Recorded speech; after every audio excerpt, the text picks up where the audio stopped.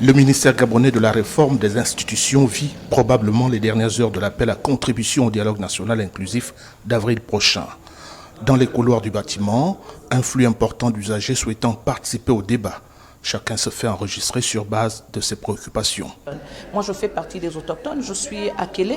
Alors, il faut qu'on garde l'essentiel. Je crois qu'on parle plus trop de circoncision, mais ça devrait être. Les femmes ne sont plus socialisées comme ça devait être fait avant, dans le sens où il fallait qu'on les emmène en forêt. Mais ces choses ne sont plus faites. Voilà. Qu'ils soient jeunes, vieux politiques ou apolitiques, résidents ou non au Gabon, les contributeurs ont le libre choix sur tous les sujets d'intérêt national.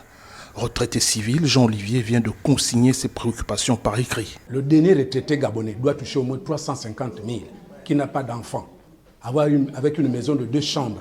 Le retraité gabonais qui a beaucoup d'enfants doit toucher 650 000 avec une maison de 4 chambres et de l'espace à l'intérieur.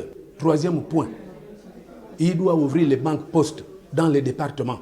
Alexandre Barreau-Chambrier, président du Rassemblement pour la patrie et la modernité, sera de la concertation. L'objectif de cette transition, c'est de prendre date pour des élections transparentes, des élections libres et apaisées.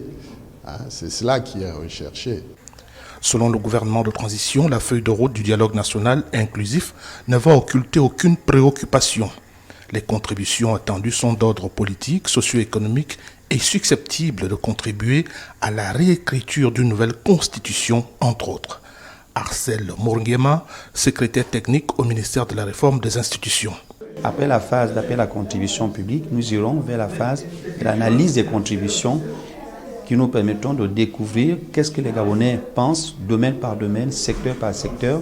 Et au terme de cette analyse, nous allons faire un rapport sur ce que pensent les Gabonais dans les différents pans de la vie de notre pays.